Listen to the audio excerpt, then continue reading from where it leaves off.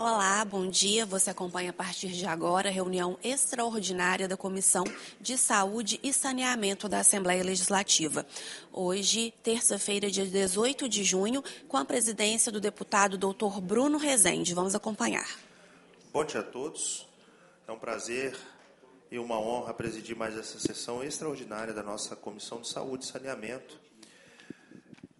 Invocando a proteção de Deus, havendo um número legal, declaro abertos os trabalhos da Comissão de Saúde. Dispenso a leitura das atas das reuniões anteriores e, não havendo nada no expediente, adentro a fase da ordem do dia. A reunião extraordinária para debater o tema diabetes mellitus tipo 1 e obesidade mórbida infantil, cuidados e desafios no Espírito Santo, por solicitação do deputado Dr. Bruno Rezende. Hoje nós temos aqui a presença de especialistas que debaterão o tema da diabetes e da obesidade. E a todos vocês, o nosso mote aqui é política pública, é construção de política pública. Ao meu lado, o deputado Zé Preto,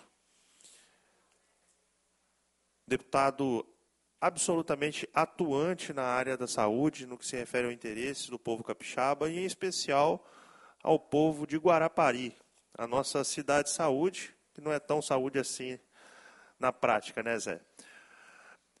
Mas é um prazer presidir essa sessão e nós vamos aqui focar o nosso trabalho, né? Claro que em conhecimento técnico, aproveitando o debate de especialidade, mas com foco na política pública. Então eu queria, já de antemão, pedir a contribuição dos nossos apresentadores, debatedores de hoje, os nossos convidados, para que ao final nós pudéssemos pensar políticas públicas que chegarão até o povo capixaba de fato. Que a gente não leve o conhecimento apenas para quem está aqui dentro dessa parede e para quem está nos assistindo pela TV Assembleia, mas que a gente possa propor política de fato que vá alcançar as famílias capixabas. Sejam projetos de leis, indicações, articulações junto à Secretaria de Saúde para que a gente possa mudar a estrutura de governo no que se refere a esses temas tão importantes. A obesidade, ela é causa mórbida de várias patologias. Nós vamos ver aqui hoje falar sobre pé diabético, nós poderíamos estar aqui falando sobre câncer, sobre infarto, AVC e sobre inúmeras, incontáveis outras patologias que são como premissa base, né, que tem como premissa também a participação da diabetes na sua patogênese. Então, eu queria que no final nós pudéssemos discutir um pouco mais sobre isso com a contribuição de todos os senhores e senhoras. Eu convido a doutora Tânia Maria Perini, que é nutróloga pediátrica, para começar a sua explanação sobre diabetes. Gostaria de agradecer aqui a presença da doutora Ana Maria Ramos, que é presidente da Sociedade Espírito Santense de Pediatria, da Alice Pignaton, área técnica da CESA, da Rayane Jales da CESA, chefe do Núcleo de Atenção Especializada, Vinícius Borges, secretário estadual de Saúde, doutor Itamar de Ávila Ramos, promotor de Justiça. É uma honra recebê-lo, doutor Itamar, e agradeço aqui a parceria do Ministério Público, hoje representado por Vossa Excelência aqui na nossa comissão. À tarde temos outro debate importante, falando sobre o fechamento dos manicômios judiciais, que espero contar também com a presença do Ministério Público. O nosso CRM, que é sempre presente, através aqui do nosso presidente, doutor Fernando. Muito obrigado. Importante representação do CRM. E a doutora Adriana Pérez, defensora pública, coordenadora da Infância e Juventude. Muito obrigado pela presença de todos os senhores e senhoras. Com a palavra, doutora Tânia. Bom dia a todos vocês. Eu estou realmente muito honrada de estar nessa casa legislativa, a convite do deputado Bruno. Quero cumprimentar o excelentíssimo deputado, os demais representantes da sociedade civil, o doutor Eliúde, a doutora Adriana, da Defensoria Pública, a doutora Ana Ramos, representante da Sociedade de Pediatria, o nosso representante do CRM, do Ministério Público. Muito obrigada pela presença de vocês. E eu me sinto muito confortável em conversar com vocês sobre obesidade na infância e na adolescência. Eu tenho formação em pediatria e terapia intensiva e faço também nutrologia pediátrica e terapia nutricional. Vamos passar ao próximo, por favor? E eu queria chamar muito a atenção de vocês que realmente é um problema muito sério. Hoje nós chamamos globesidade. Nós estamos muito acostumados já com o termo pandemia, né? Pois bem, nós estamos vivendo uma pandemia de obesidade. E a área pediátrica, ela é uma das que mais precisa de atenção, porque a prevenção começa por ali. Hoje, nós temos uma previsão de o ano que vem termos uma população da Bélgica no país, porque a Bélgica tem uma população em torno de 11 milhões de habitantes, e nós estamos perto de chegar a 11,3 milhões de crianças obesas no nosso país. Isso é um dado alarmante, e a gente realmente precisa de políticas públicas. Próximo slide, por favor. Aqui, para vocês perceberem, nós temos esses dados, não são dados atualizados, porque nos faltam dados mais atualizados de censo, que ainda nós não tivemos, mas se comparado aos outros países, o Brasil possui quase 3 vezes mais crianças com excesso de peso do que a média global. Vejam, a média é em torno de 14,2 no Brasil e 5,6 era a média global. Esse número é um número muito importante, senhores. Em relação aos adolescentes, então, o problema é pior, mais crítica. A média nacional é em torno de 31,2% dos adolescentes já com excesso de peso, o dobro da média global. E vocês vejam que nos gráficos, na pesquisa populacional, a gente vê claramente a quantidade de adolescentes obesos que nós estamos deixando que isso aconteça. O próximo slide, por favor. E a obesidade é uma doença. É uma morbidade, não é uma questão estética. A obesidade, ela tem problemas, ela vai gerar doenças em praticamente todo o organismo, desde os joelhos, né, porque o excesso de peso numa criança, esses joelhos vão se tornar joelhos valgos, ou seja, ele não vai aguentar e cada vez a criança vai aumentando mais a base, porque o peso é grande, e o joelho vai se deformando. E aí nós temos alterações renais, nós temos alterações gastrointestinais. Quem já não ouviu falar de esteatose hepática ou fígado gorduroso? Estou cheia de pacientes com esteatose hepáticas no consultório, crianças, adolescentes, já com fígado gorduroso. Tá? Deficiência, eu tenho obesos e desnutridos. Eu tenho crianças obesas com anemia, com hipovitaminoses, com falta de tecido muscular. Então, a obesidade não significa excesso de comida.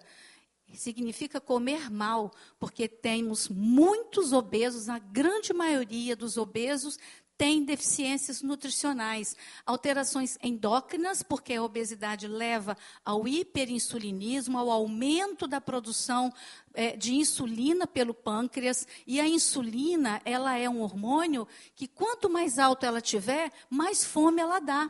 A insulina é um hormônio obesogênico, orexígeno. Então, essas crianças que já chegam ao consultório com 20, 30, 40 de insulina, quando deveriam ter menos de 11, essas crianças já têm manchas no pescoço, que é o que a gente chama de acantose, que às vezes os pais acham que, não, isso é sujeira. Não, aquilo já é deposição de insulina nas dobras. E isso leva a uma série de alterações metabólicas, alterações pulmonares. É muito mais difícil tratar um obeso com asma do que uma criança eutrófica.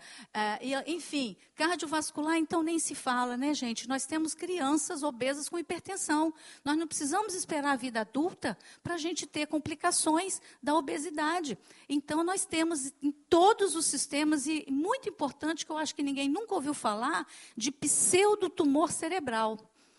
a obesidade pode levar a sintomas como se a criança ou o adolescente tivesse um tumor cerebral, cefaleia, vômitos em jato, e aí nós vamos gastar com tomografias, com ressonâncias magnéticas, com investigações muito caras, né, onerosas, um investimento alto, porque a gente vai desconfiar de um tumor cerebral. A gente tem paciente no consultório que foi encaminhado porque fez todo esse trajeto de investigação de tumor cerebral e era consequência da obesidade. Próximo slide, por favor. E a obesidade, ela é uma doença inflamatória. Ela gera um processo inflamatório crônico, que começa onde? Lá na barriga da mãe. Lá no período pré-natal até.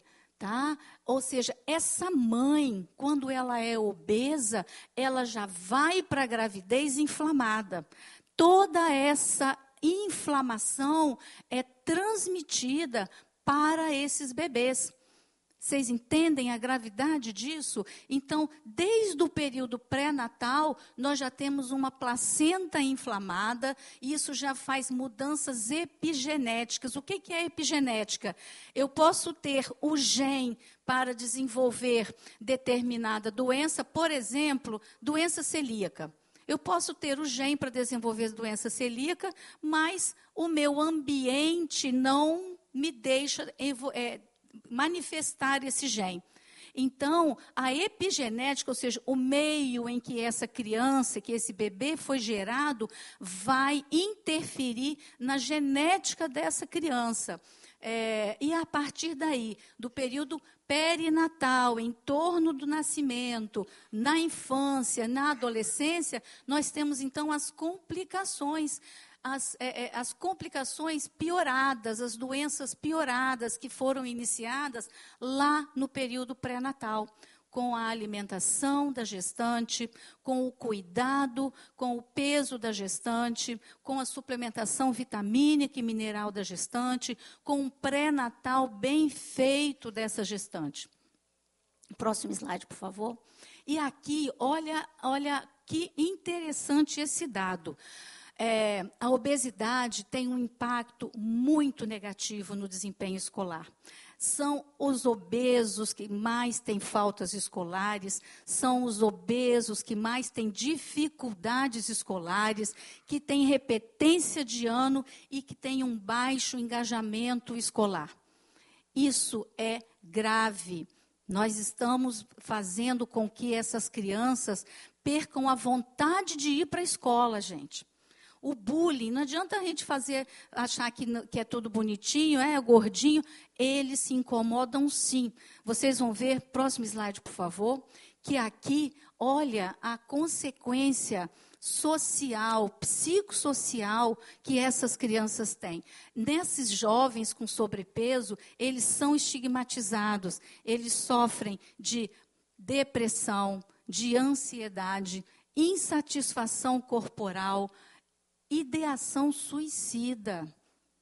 Olha, pensem nisso. Baixo desempenho acadêmico, como nós já vimos, menor frequência nas atividades físicas, eles não querem ir, porque eles não conseguem correr.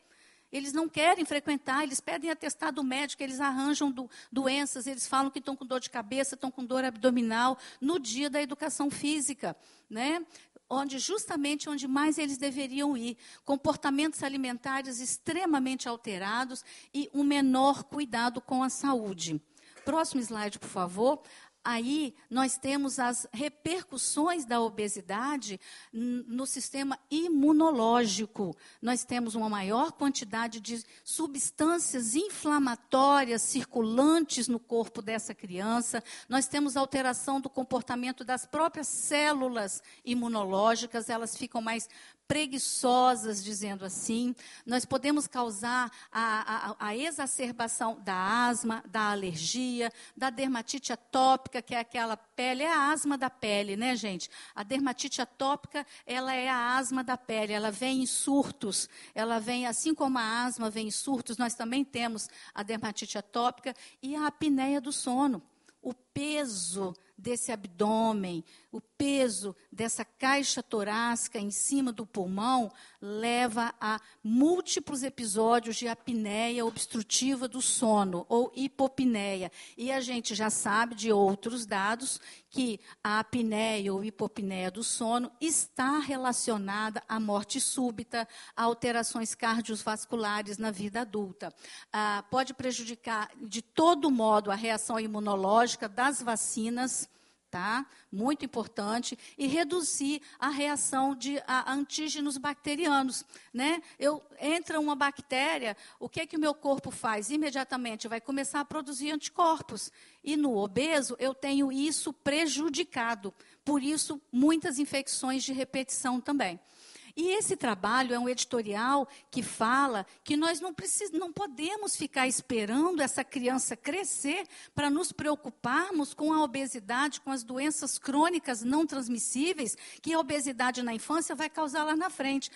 Porque vai causar diabetes, porque vai causar hipertensão. Vai sim, mas não é na vida adulta, é ainda na criança. O nosso trabalho tem que ser na prevenção disso na pediatria, no adolescente, impedindo ou tentando minimizar esses efeitos na vida adulta, que o doutor Eliúde vai pegar lá no ambulatório dele, esses pacientes que são obesos desde criança. E aqui eu faria um apelo aos pediatras, aos meus colegas de trabalho. Nós temos uma caderneta da criança completa, com todas as curvas, com curva de peso por idade, estatura por idade, IMC por idade. E, às vezes, o pediatra pesa, mede, até anota na curva, mas não interpreta. E acaba a criança chegando no consultório da gente com 8, 10, 15 anos de idade, que você vai olhar a curva está toda montadinha. Desde os 2 anos, essa criança está com IMC lá no alto, mas o pediatra não mandou. Não conversou, não orientou. Então, a caderneta da criança é uma ferramenta que todo pediatra tem na mão. Agora, tem que pesar, tem que medir, tem que anotar, tem que interpretar as curvas e tem que tomar conduta. Não basta só pesar e medir e anotar na caderneta. É preciso interpretar e tomar conduta. Próximo, por favor. E aqui a gente tem os fatores relacionados à obesidade. Obesidade, é claro que não está relacionada apenas a comer mais, a fazer menos atividade física. Nós temos fatores genéticos associados à obesidade. Essas crianças, elas já nascem com uma taxa metabólica basal mais baixa. Elas gastam menos energia do que os outros. Então, às vezes, comendo a mesma quantidade, ela vai engordar. Por quê? Porque ela precisa de menos.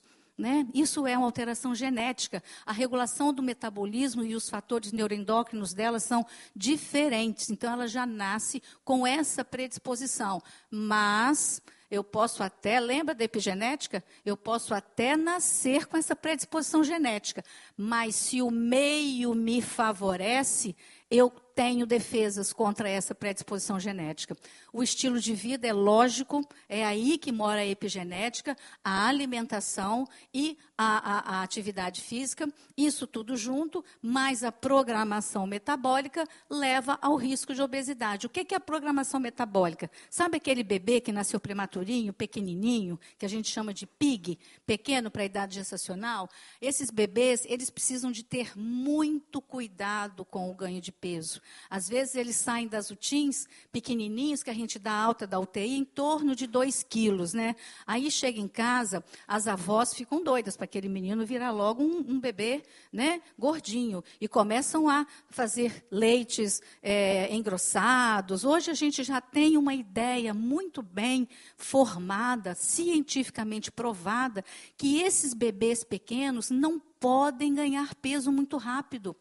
Os primeiros 1000 dias de vida dessas crianças, 1000 dias significa desde a concepção, considerando as 40 semanas de gestação, mais os 2 primeiros anos de os 2 primeiros anos de vida, vocês vão ver que vão dar 1000 dias. E tudo o que se faz nesses primeiros 1000 dias deixa uma programação metabólica para a vida adulta. o risco de doenças crônicas não transmissíveis, como a diabetes, a hipertensão arterial, a hipercolesterolemia, essas doenças já podem estar programadas desde lá da infância, desde esses 2 primeiros anos de vida e do período pré-concepcional, entendeu? Porque todo o acompanhamento desse período é muito importante. Essa programação metabólica é cientificamente comprovada. Quantas crianças hoje que nós temos obesas, que quando a gente vai fazer a história, nasceram prematurinhas, nasceram pequenininhas, e chegaram em casa e a família começou a dar comida, e os meninos com 1 ano de idade, aí fica todo mundo feliz, né? Então, existe uma falsa ideia, um fake news em relação ao que é nutrição infantil. Criança não tem que ser gorda, criança com 2 aninhos tem que aparecer as costelinhas. Isso é o normal. Não pode ter um bacon em volta da costela. Se não está aparecendo a costelinha, é porque tem um tecido adiposo ali. E se tem ali, tem no resto do corpo também. Então, criança tem que aparecer as costelinhas. O próximo, por favor. E hoje, a gente tem... Gente, quando eu comia pipoca, que eu ia no cinema em Campo Grande, que eu tinha 8, 10 anos, que a gente só ia assistir a Vida de Cristo, né, naquela época. As pipoquinhas eram pacotinhos, desse tamanhozinhos. Hoje a gente tem baldes de pipoca, as crianças vão para o cinema, comem isso aí durante o tempo que estão assistindo o filme, as que vão no cinema ainda, né? E não quer nem saber se está com fome, se não está com fome. Automaticamente, quando vê, acabou aquilo tudo. A garrafinha de Coca-Cola tinha 120 calorias, hoje tem 250. Né? E todas as porções aumentaram muito. E a gente acha que está tudo bem. Não está tudo bem.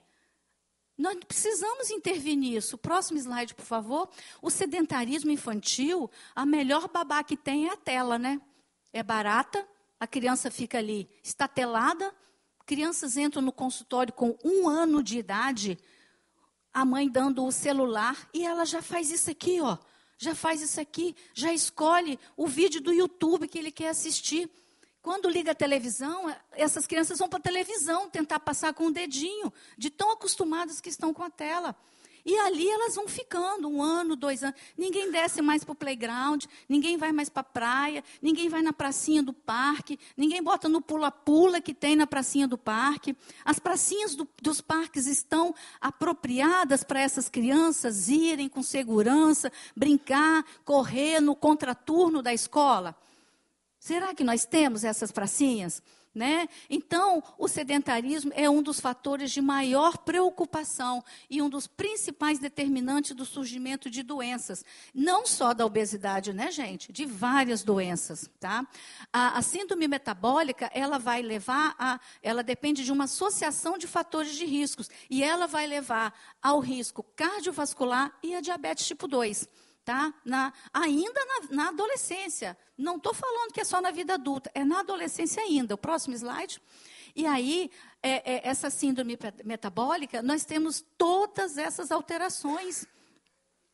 Vocês vejam ali, aumento de fatores pró-coagulantes, ou seja, eu tenho um aumento de coagulação sanguínea, um aumento disso associado ao aumento do colesterol, eu tenho aterosclerose acelerada. Hoje nós sabemos que um infarto demora 20 anos para ser construído. Nós temos gente infartando com 30 anos. Uma placa de colesterol para causar um infarto, ela dura 20 anos.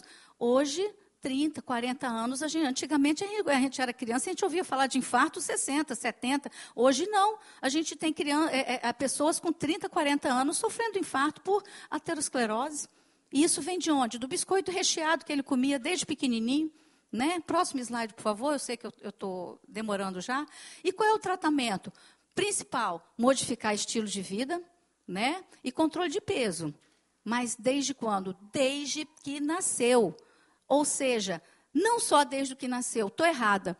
Desde a identificação dessa mãe obesa. Desde o pré-natal. Tá? Então, o controle da obesidade infantil, ela começa antes da criança nascer, pelo que vocês ouviram que eu falei aqui. antes da criança nascer. É muito interessante, vamos passar o próximo, por favor? E aí o tratamento ele tem que ser individualizado, o processo é demorado, não vai falar que uma criança chegou no consultório com 12 anos, com obesidade mórbida, mais 4 de Z-score de IMC, que a gente vai conseguir isso rápido. Não vai, tá? Não vai. Porque essa criança já chega, a mãe chega porque o pediatra mandou levar, porque a criança está obesa, ou quando ele determina que o colesterol está em 300. Aí ele manda para o consultório, tá? Mas como é que está a geladeira dessa família? Como é que está a despensa dessa família? O que adianta? É um plano alimentar que essa criança precisa? A última coisa que ela vai receber de mim vai ser um plano alimentar. Plano alimentar é a coisa mais fácil que tem para mim fazer, eu tenho um monte. Agora, a mudança é no estilo de vida da família inteira. E ela é gradativa, demanda um esforço de toda a família, quiçá da comunidade. É na comunidade que talvez a gente tenha um pouco mais de apoio. Eu vim agora, em março, eu estive no Congresso Mundial de Crescimento e Nutrição, que esse ano foi realizado em Lisboa, e eu ouvi lá algumas experiências que eles estão colocando em prática de trabalhar a questão da imunidade na região, no município, né? E essas crianças, às vezes, elas até recebem informações na escola, né? Elas sabem, às vezes tem aula com nutricionistas. Eu mesmo já fui em escolas falar sobre alimentação infantil, mas aí ela chega em casa e encontra só comida empacotada, né? Não tem uma fruta, tem uma biscoiteira e uma bomboniere na mesa, mas não tem uma fruteira, entendeu? A alimentação, ela é aquela mais rápida, mais fácil de ser feita, mais hiperpalatável. Quanto mais palatável, mais gordurosa, mais açucarada, e aí vamos indo. Quando esse hiperpalatável bate lá no sistema límbico na criança, ela é como se fosse uma maconha. Vai dar a sensação de... Eu nunca fumei maconha, não. Mas imagine que dê aquela sensação de recompensa, de prazer, não é? Que é o que a gente lê. O hiperpalatável atua assim no cérebro de uma criança, dando sensação de querer mais, de recompensa. E aí, cada vez ela vai querer mais e vai esquecer o gosto que tem a cenoura, vai esquecer o gosto que tem a vagem, vai esquecer o gosto que tem as comidas saudáveis e vai querer só aquele que é mais gostoso. Quanto mais gostoso, mais calórico. O próximo, por favor. Então, não, acho que... Volta um pouquinho, por favor. Acho que eu não li esse. Que ações comunitárias devem estar mais presentes nas pautas. E eu fiz questão de vir falar isso aqui para vocês hoje, porque eu imagino que essa deve ser a tendência dessa Casa Legislativa, propor ações públicas para que a gente possa trabalhar. Eu vi lá na Inglaterra, em Lisboa, que eles publicaram, eles estão envolvendo, deputado, os agentes de saúde na identificação dos adolescentes obesos, que daqui a pouco eles vão ser pais. Entendeu? Então, trabalhar nesses adolescentes, já com a medicina da família, com os agentes de saúde, promovendo nos bairros, nos municípios, atividades que possam atuar, com orientações em relação às meninas que vão engravidar, né? Então, essa ação lá no município deve alcançar mais famílias. Aquele paciente que chega no meu consultório não é nem a pontinha do iceberg, gente. O paciente que chega no meu consultório é um privilegiado. E o resto que está lá nas comunidades, o que eu posso fazer? A não ser dar aulas, explicar, promover, procurar e provocar as pessoas para que elas atuem aonde precisa de atuar, nas escolas, mas sem estigmatização. Porque nós também, se nós formos propor uma ação escolar contra a obesidade, olha, o que nós vamos fazer com os que já estão na obesa? Isso precisa ter tato, porque nós já vimos que eles têm autoestima baixa. Precisa de ação? Precisa. Mas então vamos começar com a cantina escolar, que está toda errada.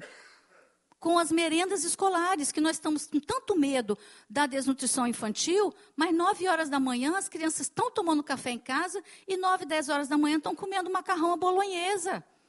E vão chegar em casa e vão almoçar de novo, gente. Nós temos essa realidade. Tá? Então, a gente precisa de avaliar o que é que nós estamos oferecendo também nas escolas para as nossas crianças. O próximo, por favor. E aí, eu já falei para vocês que no Brasil o aumento foi muito assustador nesse período de 35 anos, um salto de 6% para 35%, necessitando urgentemente dessas estratégias, dessas políticas públicas de prevenção dessa obesidade infantil, afirmando que a melhor estratégia de maneira eficiente de baixo custo seria estabelecer intervenções educacionais em escolas públicas, promovendo saúde, desde práticas de atividade física até questões de... Isso não foi eu que falei, não. Tá? Isso foi esse pesquisador, desde 2017 que ele está falando isso. Então, a gente precisa escutar. Né? Próximo slide, por favor.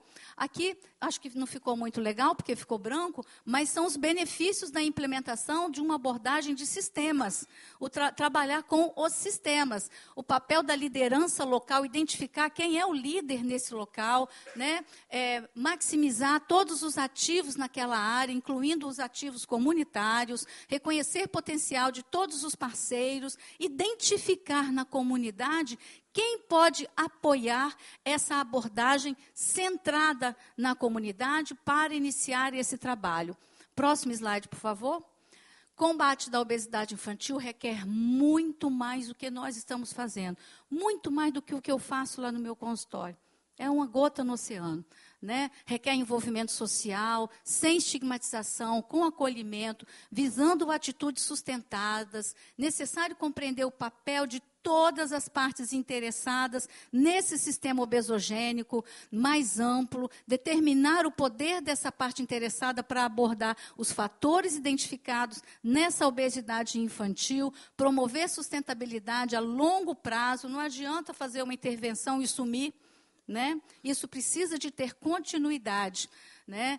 O trabalho do pediatra na prevenção da obesidade precisa de apoio do poder público, deputado, das escolas, das lideranças comunitárias, da sociedade como um todo, para que não seja considerado uma gota no oceano. Eu termino, então, falando para vocês que o pediatra também precisa de ser trabalhado e entender que o trabalho multidisciplinar, junto com o professor de educação física, com o psicólogo, com o fonoaudiólogo, com a fisioterapia, com os professores, com o sistema de educação, isso é muito louvável. Nosso falecido Dr. Marcondes, Papa da Pediatria, sempre falou isso, e é dessa maneira que eu queria terminar a fala para vocês.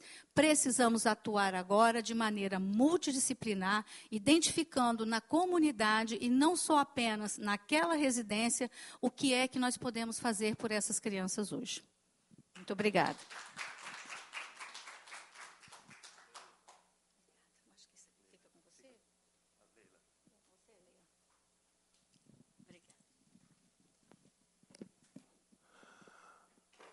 Assustador, né, doutora Tânia? Acho que uma apresentação que mostra que nós estamos ainda muito aquém do que precisa, né, no que se refere ao cuidado com as nossas crianças, que serão adultos daqui a pouco. E como eu havia dito, né, a obesidade ela é fator de risco para quase tudo. A obesidade só não torna, deve tornar até o cabelo doente. Eu costumo dizer, eu sou radio-oncologista, eu sou médico também.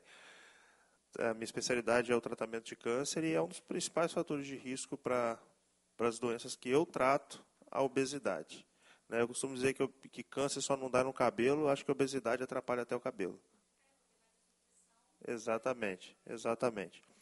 Eu vou passar aqui para suas mãos, Leila, entrega para a doutora Tânia e providencia uma cópia para cada... Já tem? Cada um de vocês vai receber uma cópia do projeto de lei de minha autoria, que está tramitando aqui na casa, já desde o ano passado, o projeto de lei 210 de 2023, que trata da política estadual de combate à obesidade e outras providências. Esse projeto está em tramitação aqui na casa, tá? E eu gostaria de convidá-los a participar desse projeto. Salvo engano, o CRM já foi consultado, né, Bruno? Acho que o CRM já participou, mas vamos participar de novo, né? Vamos reavaliar. Esse projeto cabe emenda aditiva, supressiva, modificatória. Então, ele não está pronto, ele não é lei, é um projeto de lei que ainda está tramitando nas comissões. E eu gostaria da participação dos senhores e senhoras para que a gente possa torná-lo ainda mais robusto, tá certo? Então, Bruno, pode passar às mãos da doutora Tânia uma cópia e os senhores e senhoras receberão também, para que a gente possa, de fato, como eu falei no começo, né? Claro que o conhecimento técnico de todos nós aqui ele é importantíssimo, imprescindível. A gente só muda aquilo que conhece, que sabe, que tem gestão, né? Mas o que importa para o povo capixaba, de fato, é o que eles receberão de política pública no final. Eu vou convidar agora o doutor Eliude Garcia Duarte Júnior, que é médico coordenador do Serviço de Cirurgia Vascular do Hospital de Urgência e Emergência São Lucas. Por favor, doutor Eliude. Bom dia, muito obrigado, deputado. É uma honra imensa estar aqui participando dessa Casa de Leis e tentando contribuir de alguma forma. E trazendo para vocês uma realidade que mata anualmente mais do que a pandemia matou nos últimos 2 anos. E trazendo também um confronto, doutor Bruno, de uma realidade que os senhores vão entender do porquê desse drama e dessa catástrofe que é o pé diabético hoje no Brasil e no mundo. Próximo, por favor. Perdão, por gentileza, só me apresentando. Eu sou cirurgião vascular, fui presidente da Sociedade de Cirurgia Vascular por 4 anos consecutivos, aqui no Espírito Santo, fui diretor da SBCV Nacional, sou coordenador do Serviço de Cirurgia Vascular, que é o maior hospital de urgência e emergência aqui no Estado, é uma referência no país hoje em tratamento de pé diabético.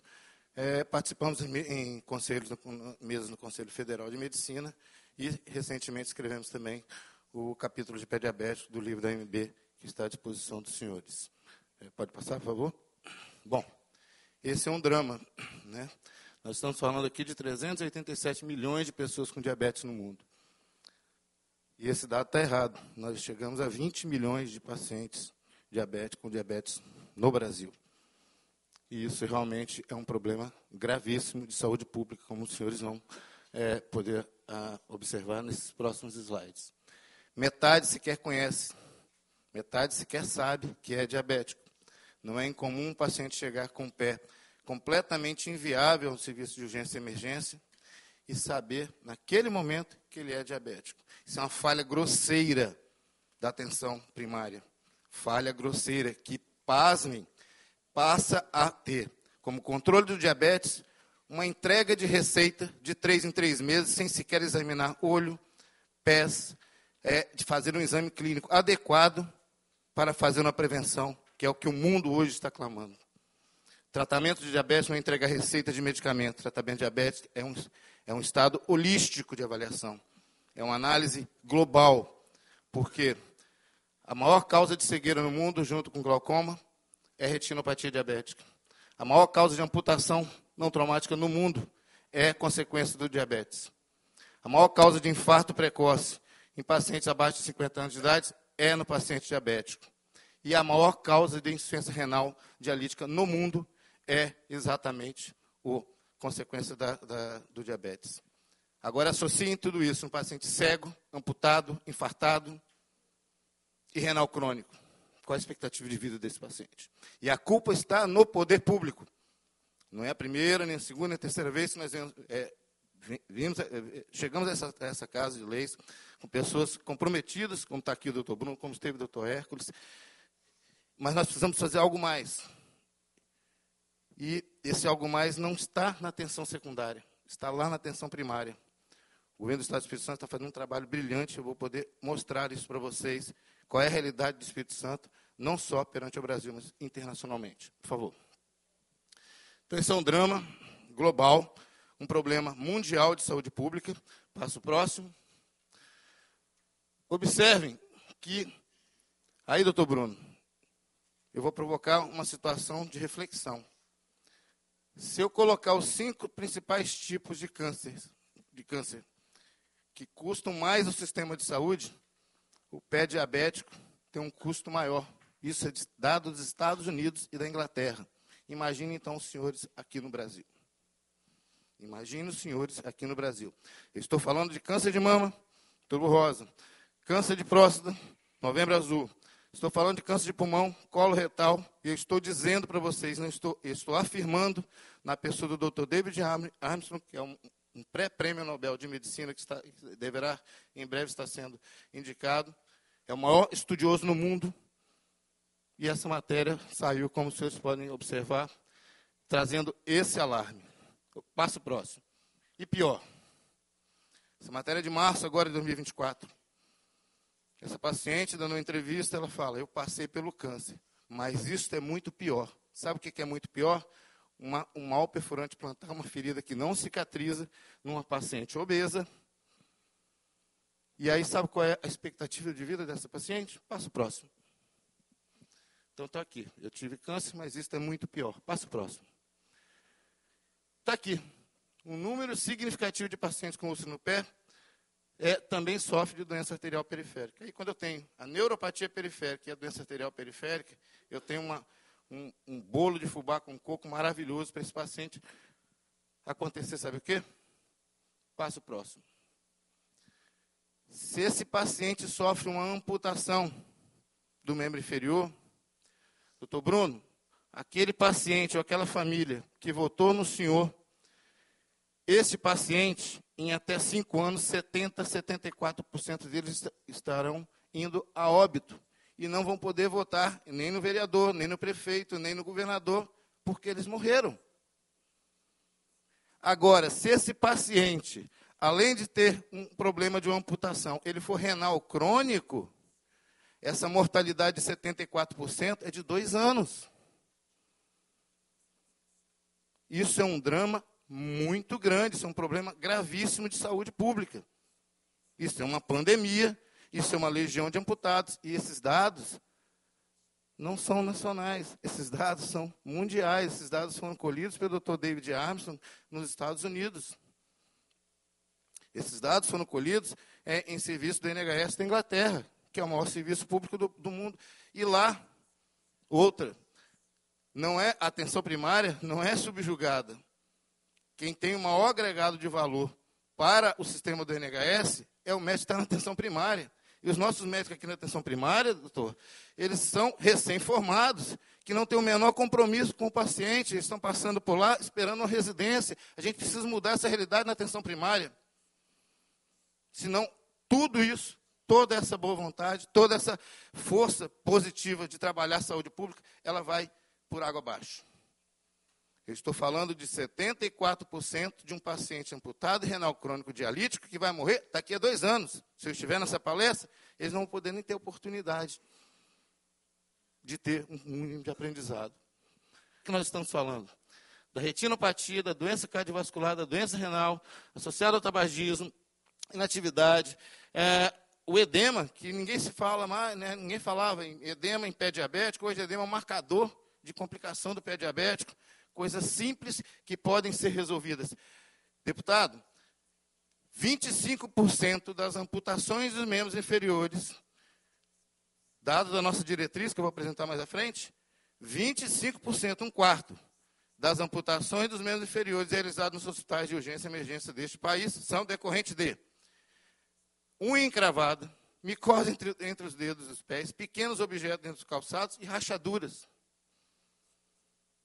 25%. E esses pacientes não chegam para amputar. Chegam para amputar com sepsis, indo para a UTI, gastando um valor absurdo que poderia ter sido economizado lá fora na atenção primária, bem feita.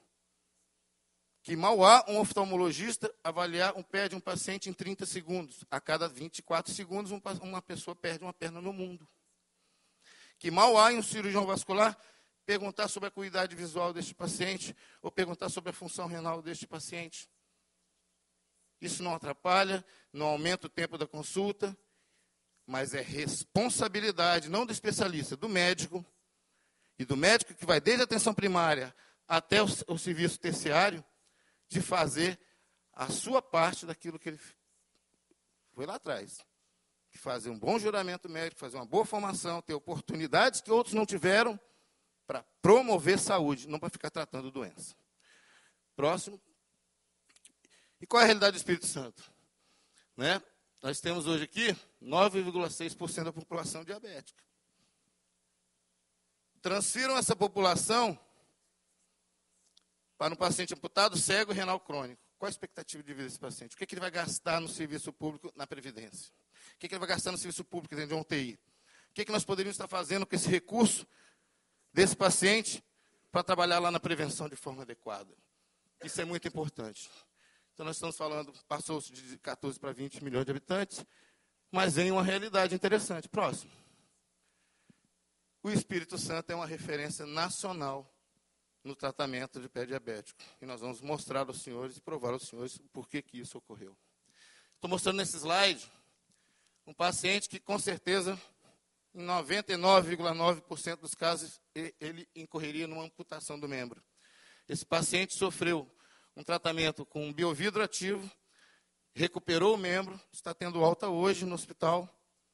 Isso foi uma doação de R$50 mil desse material para esse paciente, sem nenhum ônus, nem da equipe médica, nem do hospital. Simplesmente um trabalho de pesquisa que está sendo feito dentro do Hospital São Lucas, nós conseguimos doação de um biovidro, substituindo todo o osso desse paciente de 42 anos de idade, e ele está saindo do hospital com o seu pé e com a sua resolutividade. Qual é o problema? Qual é a taxa de recidiva disso? Ele vai voltar para a atenção primária. Ele será cuidado adequadamente? Quem for olhar esse paciente vai saber que ele teve um investimento de R$50 mil doado para esse fim? Isso tudo pode incorrer numa recorrência e numa recidiva precoce de 6 meses, esse paciente vir a ter um novo evento e eu ter que amputar esse paciente por um simples falta de capricho, né? Não fazer o melhor nas condições que tem, enquanto não há condições melhores para fazer melhor ainda. Um outro paciente, uma indicação clássica de amputação, saiu com neopé, uma reconstrução de pé, através de técnicas de medicina regenerativa, em que o Espírito Santo é pioneiro e é referência internacional em enxertos autólogos dessa natureza. Passo próximo. Então está aqui, matéria da Folha de São Paulo, que foi reproduzida pelo jornal A Tribuna, colocando o Espírito Santo numa análise histórica realizada pelo DataSUS de 2012 a 2018, ou seja, pré e pós-pandemia, nessa análise de 10 anos, de 2012 a 2022, perdão, o único estado da região sudeste que teve redução durante a pandemia foi o Espírito Santo. Uma redução pequena, uma redução de 4%. Mas São Paulo teve aumento de 8%, Rio de Janeiro aumento de 14%, Minas Gerais de 22%. 4% a menos amputações. E se fosse meu pai, que morreu com 47 anos por causa de um problema de pé diabético? E se fosse meu filho? E se fosse um parente nosso? Eu gostaria muito de estar nesses 4%. E já vem uma novidade melhor ainda, a partir do final do ano, chegando ao final do ano, com um aumento de 1,5% a mais na redução do índice de amputação, nós vamos passar para 5,5%. Vai ser a maior redução histórica do país em amputações de membros inferiores decorrentes do diabetes. Daqui, referência no Brasil. Pode passar o próximo. E como que a gente faz isso, deputado? Como que a gente faz isso acontecer? Nós saímos do município de Vila Velha, onde nós estruturamos um serviço chamado ProPé. Há 12 anos tivemos todo o apoio, tanto da Câmara de Vereadores, tanto com os prefeitos que iam se sucedendo. Ninguém importunou o serviço, pelo contrário, só estimulou o serviço porque ele agregava valor social, demanda positiva de imprensa. Nós fomos parar em todas as imprensas do país, em Vila Velha, e esse trabalho trouxe para o governo do Estado um olhar mais carinhoso. E hoje nós conseguimos fazer e colocar dentro do Espírito Santo um hospital que tenha atenção primária, secundária e terciária integradas. É o primeiro hospital do país a ter esse trabalho de atuação. Então, nós não devolvemos mais esse paciente para a atenção primária sem um cuidado, sem a orientação adequada. Quando ele já chega na atenção primária, já chega com a cartilha dele, obrigando, e isso é uma lei, que o médico que vai examinar, que vai cuidar desse paciente da atenção primária, tenha que fazer uma avaliação global, do olho ao pé desse paciente. E o paciente sai, e os familiares saem do nosso ambulatório com essa orientação e com essa cartilha, para poder exigir aquilo que lhe é direito.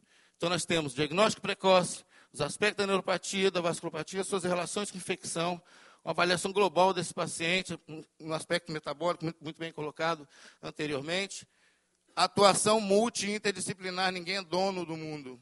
Não existe tratamento de diabetes sem uma atuação multi e interdisciplinar, que envolva vascular, ortopedista, fisioterapeuta, terapeuta ocupacional, psicólogo, que o número de pacientes com depressão com diabetes é altíssimo, suicídios também altíssimo, separações por lesões, tudo isso, família fragilizada, tudo isso envolve uma atuação multi-interdisciplinar. Eu preciso do endócrino, eu preciso do infecto, eu preciso de todo mundo, eu preciso dos senhores deputados para que nós possamos... Como é que funciona essa cartilha? Desculpe interromper, doutor Lilde. Como é que é essa cartilha? Essa cartilha é o seguinte, eu vou apresentar os 12 mandamentos do pré-diabético, mas o paciente ele chega todo completamente desinformado ao serviço. E aí não adianta eu tratar e devolvê-lo dessa forma, ele vai continuar desinformado. Durante o tratamento hospitalar ou ambulatorial, a nossa equipe multi e interdisciplinar fornece uma série de orientações escritas e um processo educacional não só para o paciente, mas como o familiar, porque, por exemplo, se eu tenho acuidade visual ruim e sou diabético, não sou eu que vou ter que olhar meu pé. Se eu não tenho sensibilidade para perceber se a água está quente ou fervendo ou morna, não sou eu que tenho que preparar a minha compressa morna ou o meu escalda-pé, que é uma coisa proibitiva no paciente diabético, mas que ocorre. Não é incomum nós observarmos e amputarmos pacientes com queimaduras da areia da praia. Eu tenho paciente hoje, dentro do nosso hospital, com esse problema. Não é incomum amputar um paciente por uma queimadura no asfalto.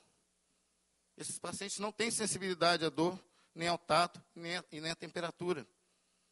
Tem a pele ressecada, rachadura, porta de entrada, infecção, ele não vai sentir febre, ele é um paciente imunodeprimido.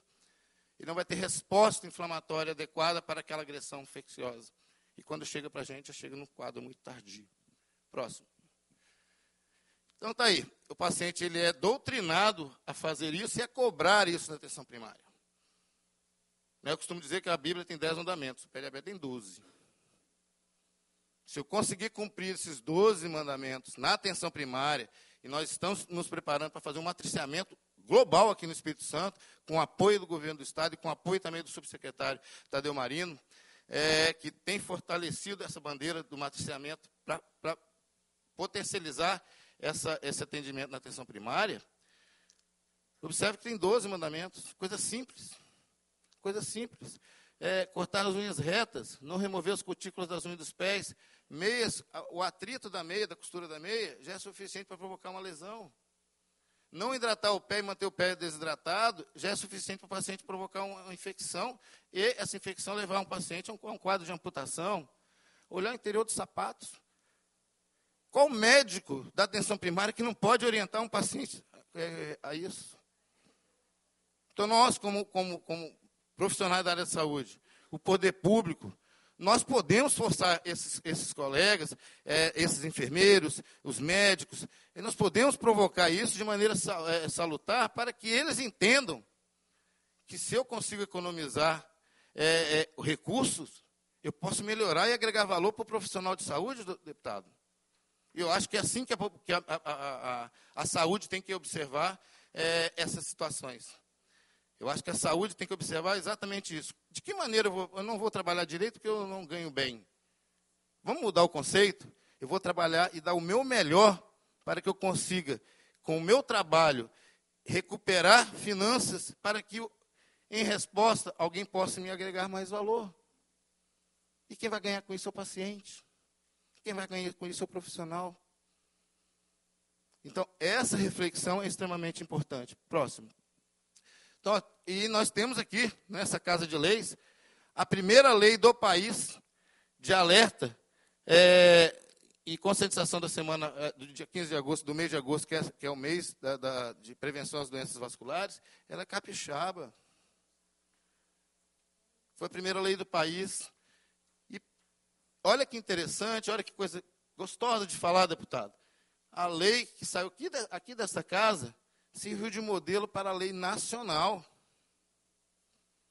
Então, nós temos uma contribuição positiva, nós temos coisas para apresentar lá fora, e se nós unirmos a comunidade, a classe médica, a classe de saúde como um todo, o poder público, gestores, legisladores e o executivo, e colocar isso tudo num ponto em comum de objetivo, nós vamos mudar ainda mais a realidade, não só no país, mas como no mundo. Porque esse drama que eu estou passando para os senhores está sendo discutido neste exato momento, salvo alguns fusos horários, em várias partes do mundo. Próximo. Então, está aqui, utilizamos os artistas que, de forma voluntária, fizeram um trabalho nas campanhas que foram promovidas pela Sociedade Brasileira de Cirurgia Vascular. Aqui está o nosso Espírito Santo, aqui está a Cláudia Raia, aqui tem um livro nosso, feito exatamente para provocar. Ele vem desde a atenção primária, noções básicas, até a ultra especialidade da nossa área, incluindo terapias regenerativas, células-troncos, exatamente para trazer essa realidade, para que quem for ler de maneira a facilitar. Eu não sou cirurgião vascular, mas eu sou clínico geral, acabei agora, vou me interessar, vou fazer prevenção. Eu acho que essa que tem que ser a nossa mola mestra neste momento. Próximo. Então está aqui, isso aqui é o Hospital São Lucas hoje. Esse é o Hospital São Lucas hoje. Nós recebemos uma média de 10 a 15 profissionais de colegas que vêm fazer curso conosco aqui. A parte prática é feita no Hospital São Lucas. Eles não acreditam que eles estão olhando um hospital com essa qualidade. Nós precisamos aprender a falar bem dos nossos serviços públicos. Né? Tem coisa ruim, tem coisa para melhor, mas o que tem de bom precisa ser colocado, precisa ser apresentado. A comunidade, por vezes, não sabe disso.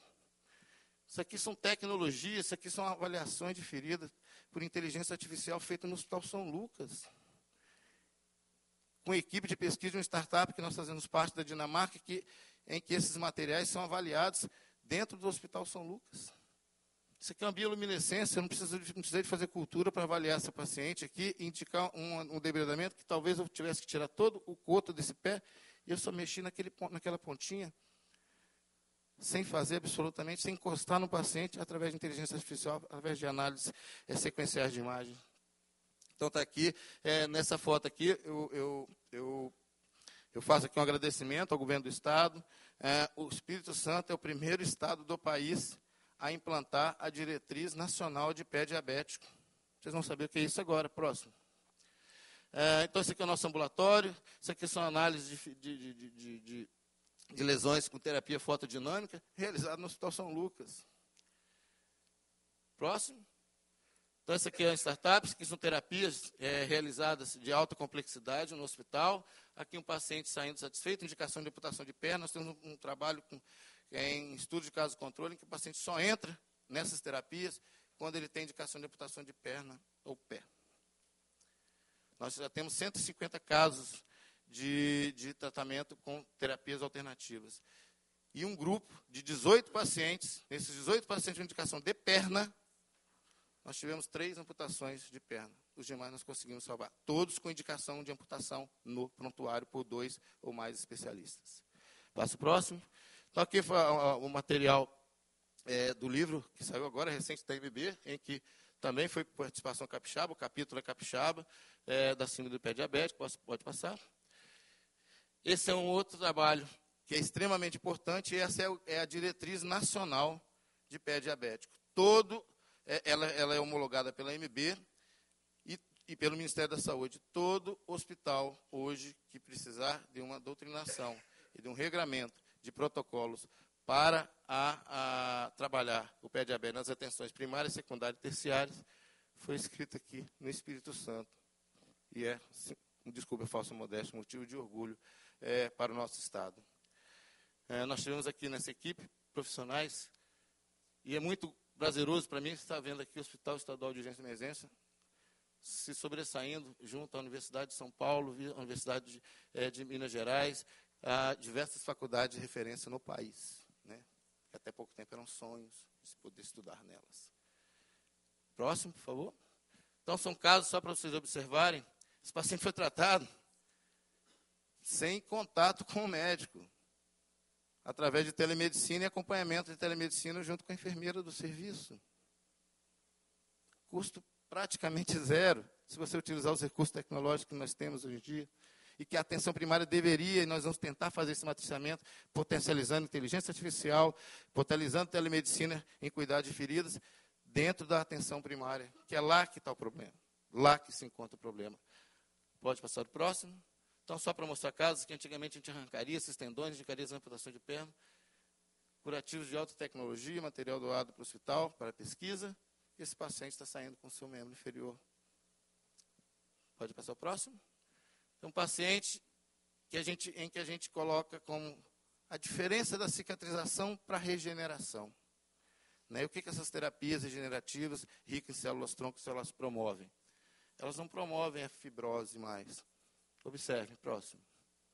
Elas promovem uma regeneração tecidual, um tecido muito próximo ao tecido normal desse paciente. E é isso que a gente procura buscar, é isso que a gente almeja, é isso que a gente torce para que o sistema público entenda, que a gente não quer chegar nesse nível, doutor Bruno. Nós não queremos chegar nesse padrão de ter que fazer esse tipo de tratamento. O que nós queremos é atenção primária bem feita, valorização do paciente, valorização da família, entender que aquilo é um drama dentro do seio familiar e que a responsabilidade está toda na mão da atenção primária. Por mais que nós tenhamos treinamento adequado, tecnologias adequadas, se nós não mudarmos a realidade do atendimento da atenção primária e não pararmos com essa entrega, de a cada 3 meses que o paciente diabético vai ao posto de saúde, ele pega uma receitinha e vai embora para casa, sem ao menos, olha a glicose, a hemoglobina glicada, toma a tua receita, daqui 3 meses, esse paciente está chegando no Hospital São Lucas para amputar, ou no serviço de nefrologia para fazer uma hemodiálise. Só finalizando, pode passar o próximo. Agradecendo, então, aqui a iniciativa, e louvo e torço para que todos os projetos que tenham essa visão de trabalho em cima da saúde pública, elas tenham êxito. É só assim que a gente vai poder crescer e poder dizer que a saúde pública realmente, o governo federal, o governo estadual, o governo municipal, tem realmente cumprido com a sua obrigação.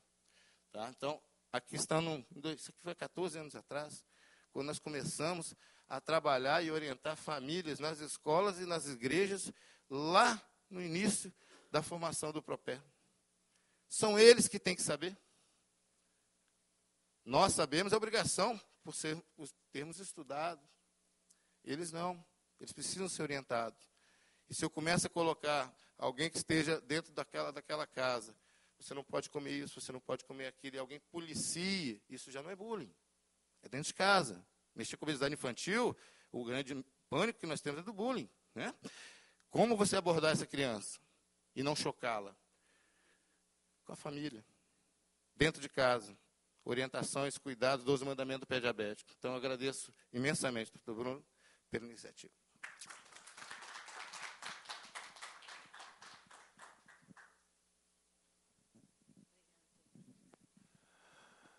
Bom, excelente, doutor Yuri. Realmente uma apresentação, hoje 2 apresentações de impressionar, né? Esse auditório podia estar de gente até lá embaixo para poder escutar vocês, porque nós estamos falando aqui de um conjunto de patologias, é quase que uma síndrome, né? Porque o pé diabético e a obesidade têm relação direta, se você for pensar, né, na patogênese da doença. O diabetes tipo 1, então, maior ainda essa relação. E eu queria que o senhor considerasse, doutor Eliude, assim como o doutor Hércules e o deputado doutor Luizinho, inclusive eu conheço ambos, tive com o doutor Luizinho semana passada, em Vitória, Dr. Luizinho, que também é um colega médico, foi secretário de Saúde no estado do Rio de Janeiro e hoje é líder do Partido Progressista no Congresso Nacional. Um homem muito comprometido com a saúde, que tem uma ação muito efetiva junto ao Congresso Nacional. E eu não sabia que essa lei era de autoria também do Luizinho. Então, fico muito feliz, porque nutro uma relação muito boa com ele e uma admiração na defesa da saúde a nível nacional.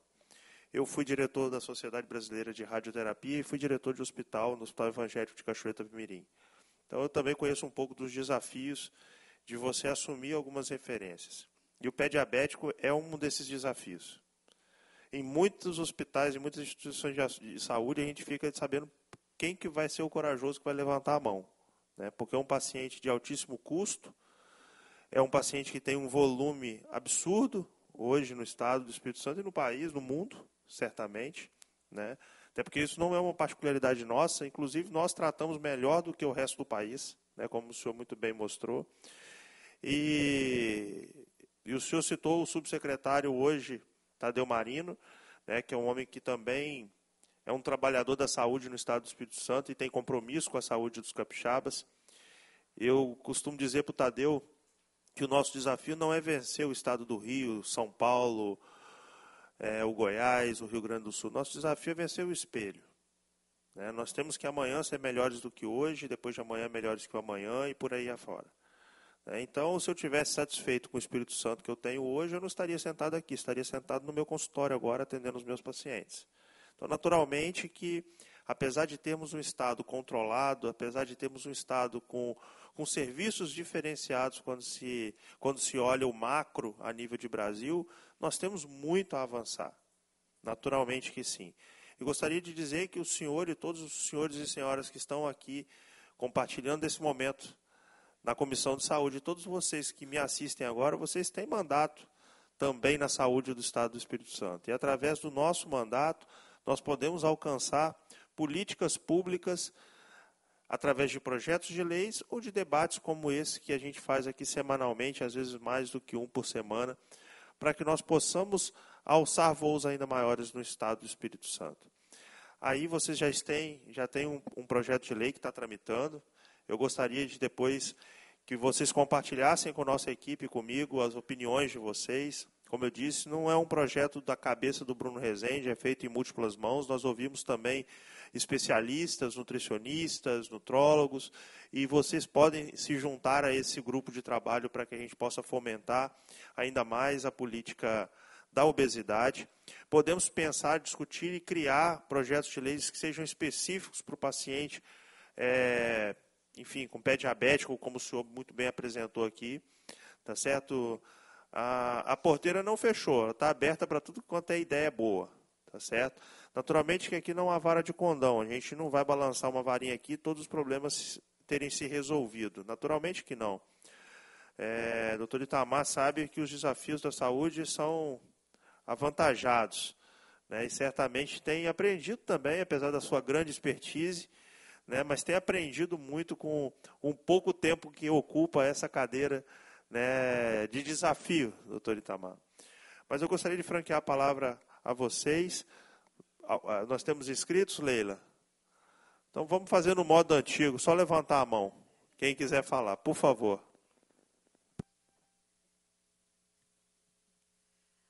Bom dia a todas e todos. Eu gostaria de saudar o deputado Bruno e dizer, deputado, da alegria da Defensoria de participar dessa reunião extraordinária. O tema é urgente, interessantíssimo. Gostaria de congratular também os dois médicos que fizeram uma apresentação maravilhosa. Eu acho que todos nós saímos daqui com uma perspectiva muito mais profunda, tanto da obesidade quanto da diabetes. Eu gostaria de chamar a atenção só para dois aspectos, ouvindo, né, o que os médicos nos trouxeram. Primeiro, é que a gente, quando pensa tanto em obesidade quanto diabetes, nos remete à questão da segurança alimentar. Nós temos aqui no Estado do Espírito Santo um plano estadual pela primeira infância, né? E nesse plano estadual pela primeira infância constou expressamente a questão da segurança alimentar. E quando a gente fala em segurança alimentar, não só o acesso ao alimento, mas principalmente o acesso ao alimento de qualidade. Daí porque tratar a obesidade infantil, pelo que a gente entende a partir dessa perspectiva, é tratar de uma série de questões, inclusive do acesso das pessoas, de fato, a alimentos, porque hoje é muito mais fácil as famílias muito vulnerabilizadas acessarem alimentos industrializados, alimentos de fácil compra, baixo custo, mas péssima qualidade. E a outra questão que eu gostaria de ressaltar é justamente que nós fomos procurados na Defensoria Pública pela Associação de Pessoas com Diabetes, a ADIS, e que nos trouxeram uma série de relatos de denúncias realmente de falta de acesso a consultas médicas, endócrino-pediátricas pelas crianças e adolescentes, a falta de acesso também a centros de referência que tenham uma perspectiva ampliada de cuidado, não só o cuidado médico, mas o cuidado de enfermagem, de nutrição, de psicologia. A própria associação nos traz a ideia de que muitas crianças e adolescentes têm cometido autolesão e tentativa de suicídio, né, a partir dessa perspectiva de falta de orientação. E aí eu trago esse relato da associação, eu pensei que nós teríamos a presença deles aqui, ia ser muito importante, mas para dizer que a Defensoria Pública está preocupada com isso, instaurou um procedimento, nós estamos apurando, não no sentido só de verificar as denúncias feitas, mas também de propor, junto ao poder público, né, formas de melhorar essa questão. E dizer que a Defensoria Pública segue à disposição. Acho que é extremamente importante nós debatermos não só a diabetes quanto a obesidade infantil. Dizer que ela atinge de forma muito mais gravosa crianças e adolescentes, né, em condições de pobreza e vulnerabilização, e que tem que ter o nosso olhar urgente e imediato. É isso. Obrigada a todos. Muito bem. Muito obrigado, doutora Adriana, pela sua contribuição. Eu vou conferir a palavra ao doutor Itamar de Ávila Ramos, por gentileza, nosso promotor de justiça e dirigente do Centro de Apoio Operacional de Implementação das Políticas de Saúde do Ministério Público. Oi, bom dia a todos. Eu queria cumprimentar o nosso deputado, Bruno, presidente dessa comissão, cumprimentar a todos os palestrantes. Foram palestras realmente muito esclarecedoras, né? E quando nós as ouvimos, a gente observa um ponto que me chamou muita atenção, que é a questão da informação, né? O esclarecimento, as informações, o acesso à informação não pode ficar restrito, né? Ele tem que ser sempre ampliado, né? Eu até, ao final, vou procurar manter uma aproximação com os dois palestrantes para trabalhar nesses dois temas que vocês trouxeram, né? Queria cumprimentar a Defensoria Pública presente aqui, aos médicos presentes, aos servidores da casa e aquelas pessoas que nos assistem também nesse sistema do YouTube da Assembleia, né? Eu queria dizer, com relação aos dois temas, eu fiz só algumas anotações, né, enquanto os palestrantes se apresentavam, né? Com relação à questão da obesidade, eu só queria dizer que o Conselho Nacional do Ministério Público, ele tem essa preocupação com esse tema, e, inclusive, ele publicou uma recomendação no ano de 2018 sobre fomentando, a recomendação número 67 de 2018, fomentando aos colegas promotores de justiça, tanto na área do consumidor como na área da saúde, que são interligados, né? Esse tema tem essa interligação, para que adotassem ações que estão listadas nesta recomendação. Cito essa situação para dizer que o tema é um tema que tem também chamado a atenção do Ministério Público. Com relação à importância da participação dos municípios no tema relacionado à obesidade e obesidade infantil, eu realizei uma rápida pesquisa aqui e observei que existe, por parte do Ministério da Saúde, uma estratégia nacional, estou procurando aqui o título dela exatamente, relacionada o Proteja, que é uma estratégia nacional para prevenção e atenção à obesidade infantil. Essa estratégia ela foi iniciada, salvo engano, em 2022, 2021. Ela está em vigor, essa estratégia. e ela fomenta a participação principalmente dos municípios nas áreas de saúde e educação. Ela tem os eixos de estratégia e ela tem repasses de recursos para incentivar. Então, durante a palestra, eu, conversando aqui na assessoria do Centro de Apoio da Saúde do Ministério Público, e como a minha assessoria ela anda muito rápido, né? Eu acredito que já tem até instaurado, nós vamos instaurar um procedimento para verificar como que os municípios do Estado do Espírito Santo estão ou não aderindo a essa estratégia. E fica aqui também a sugestão para que a Assembleia, caso entenda adequado, né, fomente, já que existe esse sistema já em andamento e que envolve um planejamento, uma cartilha, inclusive, para os municípios incentivarem e trabalharem esse tema, que é um tema tão difícil, né, que a gente enfrenta nas famílias, enfrenta conosco mesmo, né? Então, eu trago essa observação. Parabenizo também o deputado por esse projeto e, se o senhor também nos permitir, nós vamos dar uma lida nele, né? E, dentro do possível, procurar colaborar com ele. Concluindo para não abrir oportunidade para outras participações, né? Sobre o tema da diabetes, eu fiquei muito interessado nessa cartilha, né, que o senhor citou, e vou procurar fazer uma interlocução para verificar até que ponto ela está sendo divulgada, até nessa perspectiva de informações. Por quê? Porque, por coincidência, esse mês de junho, não sei se foi uma coincidência ou não, o doutor deve lembrar aqui da CRM, que esse mês de junho, 26 de junho, é o dia do diabetes. Então, e ontem ou anteontem, acho que foi ontem, né, hoje é terça, né, nós tivemos um atendimento, uma oitiva, num procedimento lá na promotoria, relacionado ao tema de um eventual incongruência entre resultados de glicosímetros, que chegou ao nosso centro de apoio, chegou até pela Câmara mesmo, pela Assembleia, desculpe, que encaminhou para a época para a gente. E nós tivemos algumas oitivas ontem, então esse tema nós já estávamos trabalhando e também foi um dos interesses de participar dessa audiência pública, com que eu aprendi muito, e parabenizo a Assembleia, destacando, como sempre, né, que nós estamos tentando uma aproximação, como o senhor bem recordou, estou apenas fez um mês, semana passada, nessa função de dirigente do Centro de Apoio da Saúde, inclusive encaminhamos alguns ofícios até para a Comissão de Saúde, num tema que nós encontramos lá, que eu achei que já tinha pertinência, e acredito que vamos estar sempre à disposição, tanto da Assembleia como dos médicos aqui, para trabalharmos. Inclusive, temos uma reunião sobre aquele tema da oncologia, que foi minha última participação. Temos uma reunião dia 20, agora lá no Centro de Apoio, com a rede do Estado do Espírito Santo, para debater exatamente essa situação, da situação atual e das demandas, naquilo que a gente pode contribuir, observando que o tema da oncologia também tem essa ligação muito forte, né, com o Ministério da Saúde e o Ministério Público Federal, né? Mas dentro da nossa atribuição, nós vamos também tentar contribuir. Então, eu agradeço a todos aí pela oportunidade. Obrigado.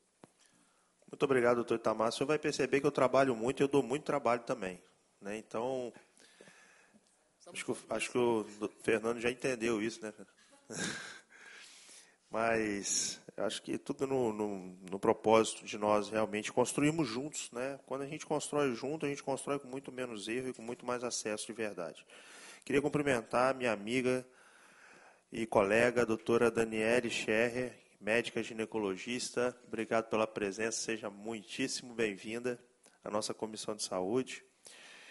E eu até tinha comentado, na verdade anotado aqui para poder a gente estender um pouco esse debate, né, da fala do doutor Eliúde. A atenção primária ela é de competência não restrita, naturalmente que não, mas primordial do município, né? A saúde é um financiamento dela, é tripartite. Então, quando a gente fala da atenção das nossas UBSs, né, as Unidades Básicas de Saúde, esse cofinanciamento é federal e o Estado ele participa quase que de uma maneira, vamos dizer assim, periférica, né, na gestão da saúde municipal, da atenção primária. A gente age com uma intensidade, vamos dizer, muito maior na atenção terciária, né, nos hospitais de especialidade, de grande porte, como é o caso do hospital que o senhor trabalha. Mas, naturalmente, que isso não nos exime da responsabilidade de também estar na ponta, né? E nós temos um mecanismo, que, na verdade, uma força maior aqui no Estado do Espírito Santo, também a invenção nossa, a invenção capixaba, que é o ICEP, né? Uma escola dentro das unidades básicas de saúde, que é gerida pelo Estado. Então, aqui a César, daqui a pouco eles vão falar também. E é um instituto de ensino e pesquisa, né, que eu tenho sempre chamado a atenção, porque pode ser uma ferramenta muito importante nesse treinamento desses profissionais e colegas médicos e não médicos, até porque a atenção não apenas ao pé diabético, mas na saúde de uma maneira completa, ela não cabe estritamente ao trabalho médico. É um trabalho multiprofissional, né? Eu sempre gosto de dizer que na saúde nós temos que ser um time, né? Porque o senhor mostrou resultado de ferida, de tratamento de ferida, feito por orientação da enfermagem capacitada, e olha o resultado disso, né? Fantástico. Então, a enfermagem e todos os demais profissionais, eles precisam estar envolvidos nesse processo, e o ICEP tem residência médica multiprofissional, e a gente pode pensar numa parceria com o ICEP para a gente poder melhorar esse treinamento da base, tá certo? Acho que isso é importante a gente colocar isso, né, de fato, como uma perspectiva de alcançar esse público. A cartilha do paciente diabético, eu achei muito bacana, e isso a gente pode pensar, inclusive, numa forma de torná-la lei também no Estado do Espírito Santo, né, para poder a gente ter uma força de cobrança maior junto, né, ao Ministério Público, enfim, aos órgãos reguladores.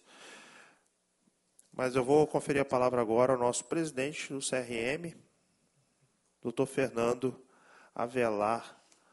Por gentileza, doutor Fernando. Muito obrigado, deputado Bruno.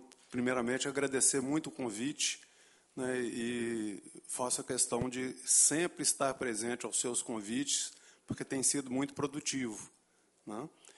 E parabenizar a doutora Tânia e a doutora Eliude, né, pelo brilhantismo das falas de vocês, né? E só para reforçar, para não me alongar muito, essa questão da atenção básica, né? O doutor Eliude bem falou isso ali, e realmente ela é fundamental. Eu, quando saí da faculdade, fui para o programa de saúde da família no interior. Então, a estratégia de saúde da família, ela existe, mas ela precisa ser melhor trabalhada, não? Isso evitaria muita coisa, não só a questão do pé diabético, não? Evitaria muitos problemas de saúde e baratearia muito o custo da saúde no Brasil. Então, os médicos, né, que estão na faculdade, eles precisam ser treinados, melhores treinados, para realmente exercer essa medicina holística, né, e não ficar tentando sair da faculdade já pensando na residência médica, né? A doutora Tânia citou o doutor Eduardo Marcondes, né, um dos maiores pediatras que esse Brasil já produziu, né, e quando ele se aposentou na pediatria, ele passou a se dedicar à formação médica, né? E uma das propostas dele é para que o curso de medicina passasse para 8 anos. E esses 2 últimos anos, esses 2 anos a mais, seriam exatamente num reforço dessa questão holística, dessa visão holística da medicina como um todo. Então, precisa ser melhor aproveitada. A estratégia de saúde da família ela precisa ser melhor valorizada, né? E aqui eu estou sentindo falta, inclusive, né, da Sociedade Capixaba de Saúde da Família, que deveria ser convidada. E já vou adiantando, essa proposta de lei eu vou passar para as câmaras técnicas que estão envolvidas nesse assunto, né? A Câmara Técnica de Pediatria, a Câmara Técnica de Nutrologia, né, que a corregedora do Conselho é uma nutróloga, né, para a doutora Carol, né, passar para a Câmara Técnica de Psiquiatria, foi citado aqui a questão, né, doutora Carol é praticamente sócia, tá? Sim, eu então sei ela já está participando de vários grupos de trabalho nossos. Ela é sócia de vários aqui, inclusive da doutora Alice Pignaton, que está ali. Inclusive, creio, desse projeto de lei. Então, vou passar para as câmaras técnicas todas essa questão que a doutora Adriana, né, da Defensoria Pública, comentou, que era o ponto que eu acho que é principal na questão da prevenção. Está na alimentação. Né? E isso eu escuto no consultório, eu sou psiquiatra. Né? E vejo realmente essa questão preocupante da automutilação. É muito frequente, extremamente frequente. Né? E quando você começa a abordar a questão alimentar, né, eu sempre escuto, doutor, mas não dá para a gente ficar comprando frutas e verduras. O que dá para a gente comprar é só macarrão, arroz e tal. Então, precisa de uma política pública para baratear o custo da alimentação saudável, que é muito cara. Né? A gente tem que pensar nisso. Então, é uma sugestão, né, de que se invista junto ao governo federal, principalmente, né, nessa questão da tributação. Né? Poderia ter um aumento da tributação sobre alimentos industrializados de péssima qualidade, né, e beneficiar a produção de hortifruti granjeiros. Né? Isso precisa ser incentivado. E trabalhar junto com as secretarias de educação, né, para uma merenda escolar de qualidade. Né? Foi colocado aqui, né, a doutora Tânia colocou, que a criança come carboidrato refinado no café da manhã, chega no lanche da escola na parte da manhã, mais carboidrato refinado, e a coisa só vai piorando. Só vai piorando. Então, precisamos ter políticas públicas para incentivar essa alimentação saudável. É uma sugestão. E, mais uma vez, agradecer imensamente. Hoje à tarde temos mais uma, né, importante para a psiquiatria, que é a questão dos manicômios judiciais. Se der tempo, vai ter que almoçar por perto. E vou ter que almoçar aqui por perto, já deixar o carro parado onde ele está. Mais uma vez, muito obrigado e um bom dia a todos. Muito bem, doutor Fernando. Eu concordo totalmente. Né? A gente está trabalhando justamente nesse sentido. Né? Você citou a doutora Carol Calfa, que é uma colega, não apenas uma colega, uma amiga de muitos anos. E Carol, a gente se conhece há, 20 anos. Né? E Carol tem me ajudado muito em todos esses debates, né? Tanto representando a CESA quanto representando o nosso CRM. Então, estamos aqui absolutamente abertos para traçar esse debate, inclusive acionar a nossa bancada federal, se for necessário. Né? Nós temos lá 13 parlamentares, 3 senadores e 10 deputados federais que podem participar desse debate perfeitamente. Eu vou conferir a palavra aqui a Rayane Jales, da CESA, que é coordenadora do Núcleo de Atenção Especializada. Por favor, Rayane. Onde você pode ter um microfone que vai aí, se você quiser vir aqui também, a casa é sua.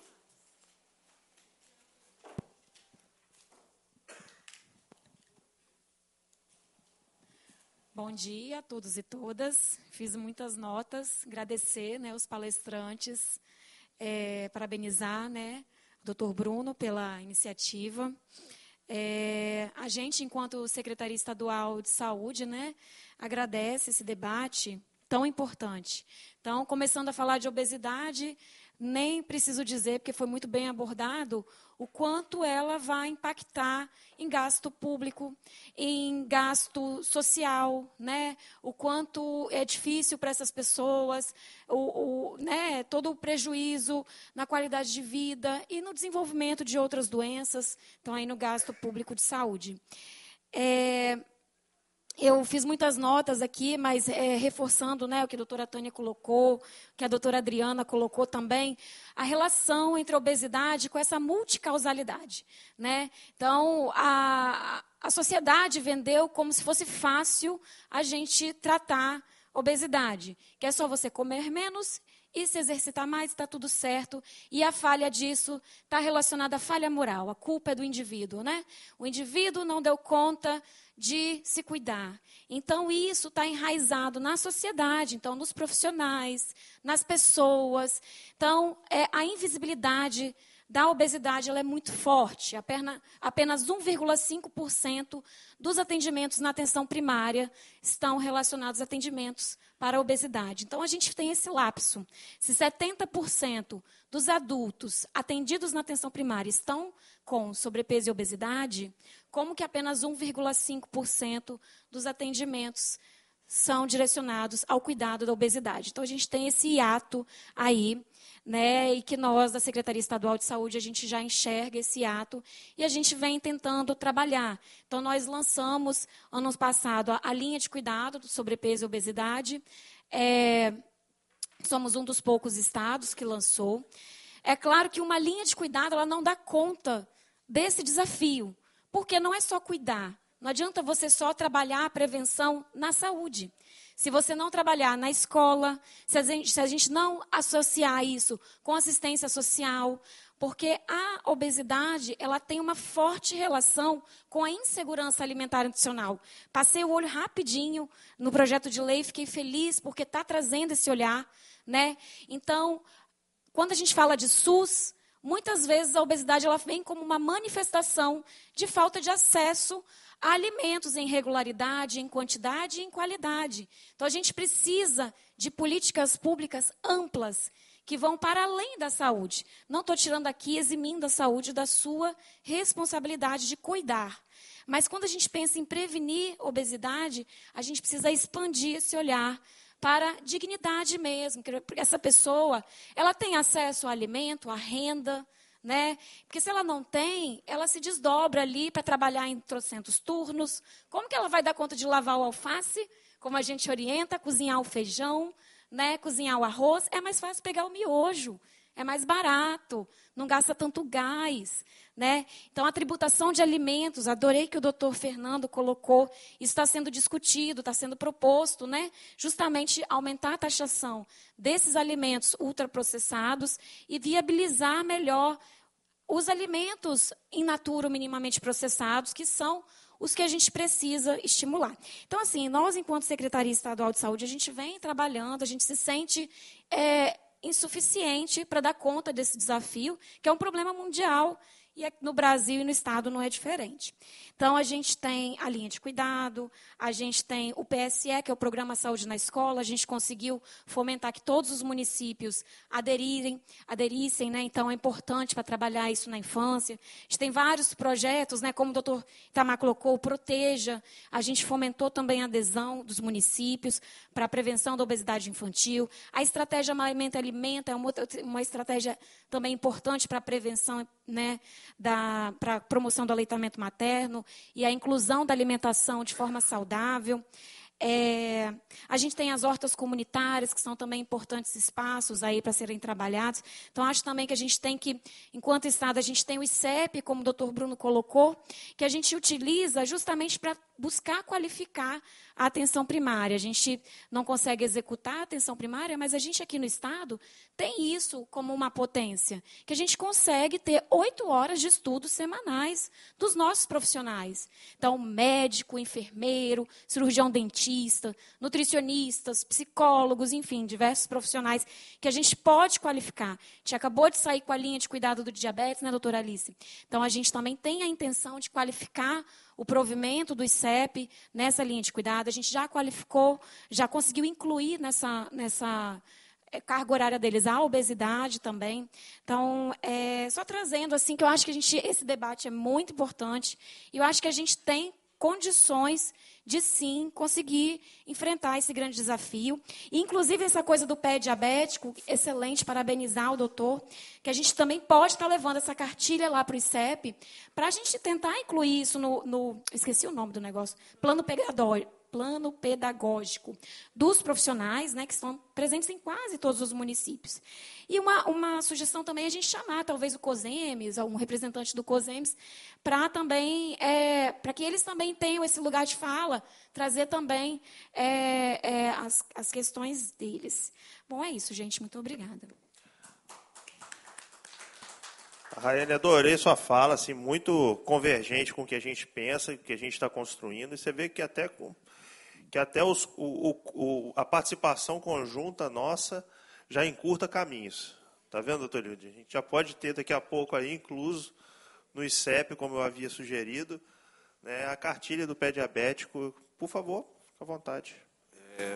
Só complementando, deputado, essa semana, acho que foi quinta-feira passada, numa reunião com as OS aqui do Estado, que fazem gestão hospitalar, junto exatamente à Secretaria de Saúde, esse matriciamento via o Centro de Pesquisa, ele já está sendo trabalhado também.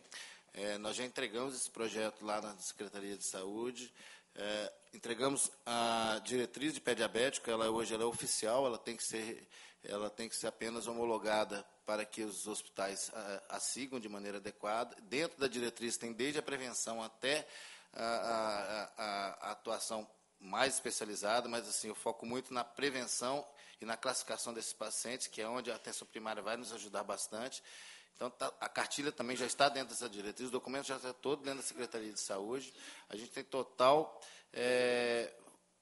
vontade de poder fazer acontecer, e não só aqui no Estado. A gente, quando o senhor colocou muito bem, ela colocou o COSEMES e colocou os nossos deputados federais, senadores, eles podem abraçar essa causa. Eu tive um convite recente para fazer essa apresentação também no Senado Federal, mas eu inicialmente, não que eu tenha recusado, mas eu vou sempre preferir ser convidado por um deputado federal do nosso Estado, por um senador do nosso Estado, estar acompanhado da política do nosso Estado, porque eu sei que, se tiver de acontecer algo de positivo, vai ser ao lado deles. E se isso se perpetuar para outros estados e a gente conseguir fazer acontecer também no Brasil, aí seria o melhor dos mundos. O nosso objetivo é que o Espírito Santo seja um case de sucesso, né? Que os outros estados venham aqui aprender como é que faz. Então, mas para isso a gente precisa trabalhar muito. Nós já somos um case de sucesso em muitas e muitas áreas, naturalmente. Mas o espelho ainda continua sendo nosso desafio e se lhe convidarem para ir ao Senado Federal, eu não posso fazer esse convite, tá certo? Mas podemos provocar.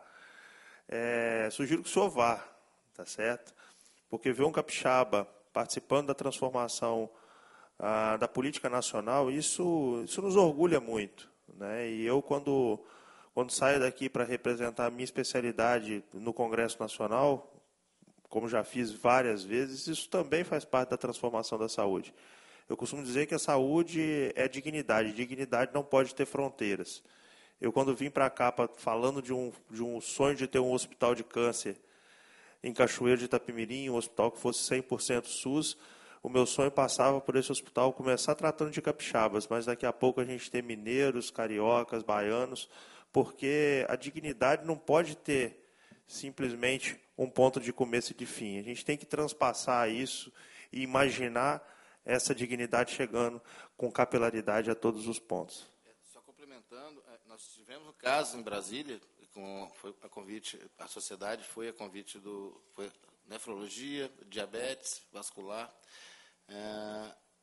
e a metabologia. Nós fomos a convite do senador Ronaldo, na época era o Caiado, e depois deu-se continuidade, elaborou-se um projeto. Esse projeto foi passando de comissão para comissão, de comissão para comissão, de comissão para comissão, e até hoje você ainda está em uma outra comissão e já vão ser aproximadamente 6 anos. Né? E quando eu digo que está ao lado de um capixaba lá dentro, é porque se eu sair de lá e acabar a audiência, eu sei que alguém ali vai continuar. Você vai se sentir em casa. Vou me Tá sentir certo. em casa, só por isso. O Caiado é um político muito bacana também, infelizmente do meu partido, governador do Goiás hoje, e que tem feito um grande trabalho lá. Bom, vou conferir a palavra à doutora Alice Pignaton, área técnica também da Secretaria de Saúde de Estado. Boa tarde a todos. Gostaria de cumprimentar Vossa Excelência, deputado Bruno, todas as demais autoridades aqui presentes. Também parabenizar os 2 colegas pelas brilhantes exposições. E também dizer que eu fico muito feliz, doutor Eliúde, porque quando eu fui trabalhar na CESA 1 ano e meio atrás, o senhor estava saindo da sala do doutor Tadeu com o projeto na mão. Então, ver a realização desse projeto, assim, me deixou até emocionada, assim, porque eu lembro do senhor saindo falando, vê com carinho, doutor Tadeu. Então, assim, é muito legal a gente ver como que o senhor conseguiu viabilizar esse projeto, né? Com toda a dificuldade que eu sei que hoje a gente tem em pesquisa no nosso Estado. Tá? E eu gostaria de fazer uma fala acerca do diabetes. A minha chefe, a Rayane, falou sobre a linha de cuidado que a gente acabou de lançar e publicar, está no site da CESA, né? E a gente vem trabalhando exaustivamente, através do grupo condutor, com as referências técnicas das regiões de saúde. Inclusive, semana que vem, dia 27, a gente vai estar junto à região central de saúde, com a referência técnica, fazendo a primeira oficina regional. O objetivo é poder empoderar as referências municipais das regiões de saúde, para a gente conseguir fazer a implementação efetiva das linhas de cuidado. A gente está começando pelo diabetes, pela doença renal crônica, né, a princípio, depois a gente vai alastrar isso para as demais regiões de saúde, contemplando também o diabetes na infância, principalmente obesidade, diabetes tipo 1 na infância e adolescência, né. Além disso, a gente tem feito um trabalho junto ao ICEP de capacitação. A gente começou com a doença renal crônica no passado, porque era uma demanda muito grande dos médicos e enfermeiros do provimento.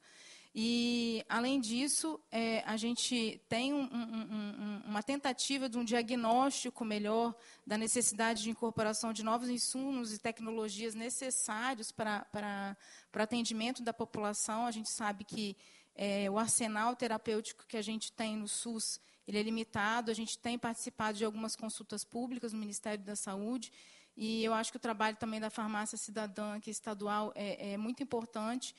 De todas as farmácias cidadãs, eu acho que é uma das que mais incorpora, que mais auxilia, que dá mais subsídio para a gente poder ter substrato para o tratamento desses pacientes, ter insumos, né?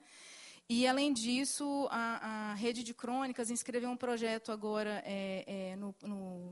no Inoves, para a viabilização da implantação do Instituto Capixaba de Atenção ao Diabetes em cada região de saúde, com o intuito daquele olhar holístico que o doutor Eliud disse, né?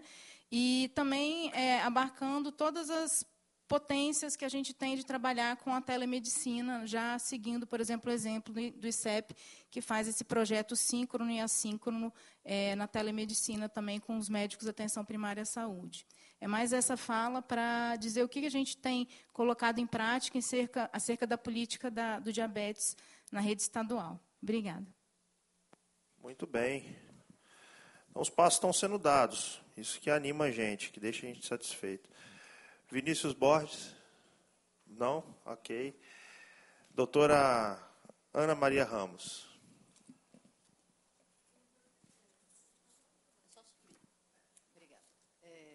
Queria parabenizar a iniciativa. Eu estou aqui representando a doutora Carolina, que é presidente da Sociedade de Pediatria.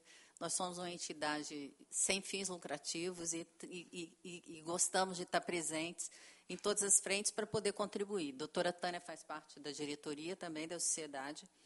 E parabenizar vocês, as iniciativas existem, as frentes de trabalho a gente percebe que existem, mas os números, como a doutora Tânia apresentou, estão aumentando. Então, a gente precisa ver em que ponto que a gente precisa atuar realmente para que isso não tenha essa progressão.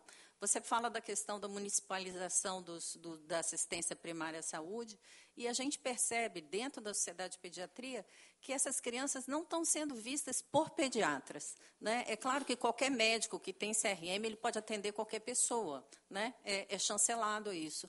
Só que o pediatra tem um olhar diferenciado para atender a criança. Então, o médico geral, quando atende a criança, ele não consegue perceber tudo isso que a Tânia falou, que é a questão de preenchimento de caderneta, de ver o IMC, ver que está crescendo, fazer esse tipo de orientação, é o envolvimento pessoal, né? E a rotatividade desses profissionais, que a gente percebe também nos municípios, porque são contratações de empresas a prestar o serviço da atenção primária. Então, esse profissional ele não cria vínculo com aquela comunidade. Ele não tem o programa de saúde da família implantado, talvez, com tanta permeabilidade para que essas ações possam ser executadas, né? Mas, de todo, parabenizar a todas as frentes são importantes, eu acho, para esse trabalho. A gente vai ler, vou passar para a doutora Carolina, a Sociedade de Pediatria tem interesse nisso também, e agradecer, né, a presença e o assento aqui nessa reunião. Nada a agradecer, uma honra ter a senhora aqui representando a Sociedade de Pediatria. E eu, como pai, eu tenho 2 filhos, um casalzinho, o Edu e a Maria, o Edu de 5 e a Maria de 3. O Edu é mais seletivo, né? A Maria é uma draguinha, é igual o papai, né? E ir ao supermercado com as crianças e conseguir destituí-las da ideia de pegar um pacote de biscoito ou um monte de porcariada na hora que eu vou pagar a conta, é um debate, porque eu tenho que ou arrancá-las do caixa e sair cada um num braço gritando, ou ceder à pressão e deixá-los comer as porcarias que são vendidas ali na hora de pagar a conta. Eu sei que isso certamente é uma particularidade da minha família. As famílias de vocês certamente são totalmente diferentes, porque as crianças só olham para as peras e para os brócolis. Mas lá em casa, infelizmente, é assim. A gente ainda conseguiu... As minhas crianças nunca experimentaram refrigerante, o que é já por si só uma coisa rara. Claro que a minha esposa ser nutricionista faz parte do processo de aprendizado, mas é um desafio, né? E você vê que é uma coisa absolutamente básica, né? Quantos de nós caminham pelo mercado, né, com seus filhos, ou mesmo vão numa farmácia, às vezes, e não conseguem sair de lá sem comprar um pacote de biscoito, porque você tem que pagar a conta e estão ali todos os industrializados, os multiprocessados, e a gente não consegue fugir disso, né? Mas, enfim, está aí no nosso projeto de lei, falando também sobre isso dentro dos artigos que eu gostaria que vocês depois apreciassem. Para nós encerrarmos a nossa sessão, vou conferir a palavra à minha colega, doutora Daniele Scherrer, que é uma colega médica, ginecologista obstétrica aqui em Vitória, e também está vindo para o desafio da política. Hoje ela é pré-candidata a vereadora pela cidade de Vitória. Doutora Daniele, por favor. Boa tarde, Comissão de Saúde, muito obrigada pela palavra, doutor Bruno, parabenizar. Desculpa por eu não ter conseguido chegar mais cedo hoje. Eu queria só falar alguns pontos, eu acho que talvez vocês já devem ter debatido sobre isso. Como eu sou médica ginecologista e obstetra, a gente puxa a sardinha para a ginecologia e obstetrícia, né? E a gente sabe que a obesidade, ela tem os seus fatores genéticos, mas também comportamentais e ambientais. Então, a gente tem que lembrar também de começar a prevenção já desde o pré-natal. Uma mãe se alimentando bem, uma mãe sendo acompanhada por nutricionista, fazendo um pré-natal direito, ela consegue prevenir a obesidade para o seu neném, assim como para ela também, né? Então, além disso, o apoio ao aleitamento materno exclusivo, a gente também sabe que é super importante, e o que acontece na maioria da população é que eles realmente não conseguem, as mães não conseguem, não têm esse apoio para fazer isso. Então, elas acabam dando leite industrializado para as crianças, chazinho, frutinha. Eu acompanho isso no dia a dia. Então, a gente tem que lembrar também que para a gente conseguir prevenir a obesidade, a gente também tem que começar lá do iniciozinho de tudo. Como mãe também, eu tenho 2 meninas de 3 e 6 anos, também acho que a parte do supermercado realmente é impossível a gente ficar com aquele monte de coisa na frente do caixa, que aquilo lá é desesperador. Mas, ao contrário, pelo menos as minhas filhas elas já sabem que só podem comprar o que a mamãe comprou lá atrás, então não pode pegar nada lá na frente, que acabou. E também a gente podia arrumar alguma coisa, algum projeto também para propaganda na televisão, né? Que é muito difícil, porque tudo é voltado para o biscoito, tudo é voltado para o chocolate, tudo é voltado para a bala. A gente vê isso no dia a dia. Além disso, achei muito interessante, que eu confesso que eu não conhecia sobre os CEPs, né, sobre educação continuada nas unidades básicas de saúde. Achei muito, muito bom, para realmente a gente poder conseguir manejar todos esses problemas que a gente tem, e a gente já sabe sobre isso, né? Além disso, a alimentação nas escolas, que também eu ouvi agora que tem os projetos de lei, porque realmente a gente já sabe que chega na escola, só tem batata, arroz, feijão, pronto, e não tem macarrão, e acabou, mais nada. Então, como que a gente previne a obesidade se a gente só tem esse tipo de alimento para as crianças? E atividade física, que é uma coisa que no Brasil, infelizmente, não é muito reforçado, não é estimulado, nas escolas não é estimulado. Pois é, 1 vez por semana atividade física é muito pouco. Então, a gente sabe que isso a gente teria que implementar, porque senão a gente cresce, uma criança cresce, sem saber que isso é saudável, sem saber que isso é bom, como é que vai... Ou seja, não tem como prevenir se a gente não prevenir desde o começo. Muito obrigada a todos pela atenção. Obrigada de novo, doutor Bruno. Muito bem. Muito bem, Daniela. Realmente, assim, o pré-natal faz parte de todo esse processo e ali, de verdade, é o começo de uma nova vida, né? Então, se a gente não começa cuidando dentro do ventre da mãe, a gente vai se perder depois. Eu gostaria de agradecer a todos os senhores e senhoras por essa manhã, tarde, engrandecedora. Entendo que esses debates, eles são fundamentais e às vezes é desesperador a gente ver o tempo da política, né? O tempo das ações de fato efetivas para a sociedade, de quando a gente começa a conversar, até isso lá na frente, doutor Eliude, se transformar em uma ação. Mas eu sempre digo que a política não é lugar de gente cansada. Quando a gente acha que não vai dar certo, é melhor levantar da cadeira e deixar outro que acredita que vai dar certo sentar. Então esse vai ser o tempo do Bruno Rezende. Quando vocês me virem levantar e voltar para o meu consultório, simplesmente desistir, é porque eu não acredito que a minha contribuição aqui cabe, tá certo? E vou ter que dar lugar para o próximo sentar na cadeira. De fato que aqui nós elencamos vários problemas, é uma problemática vasta, né? Mas, por outro lado, a esperança está dentro da mesa, está em cima da mesa, porque nós vimos também vários passos que já foram dados ao longo da nossa história recente. E o que nós queremos é que esses passos continuem na direção correta. Então, nada mais havendo a tratar, declaro encerrados os trabalhos dessa comissão, agradecendo antes, porém, a Deus, ao nosso gabinete, a Comissão de Saúde, a presidência da área, a diretoria das comissões permanentes, os servidores de engenharia, tecnologia, repórteres da TV Ares, taquigrafia, procuradores e consultores legislativos. Nada mais havendo a tratar, declaro encerrado essa sessão e convido os senhores membros para a próxima, que será ordinária, no plenário Rui Barbosa, nessa Casa de Leis. Muito obrigado e tenham todos uma excelentíssima tarde.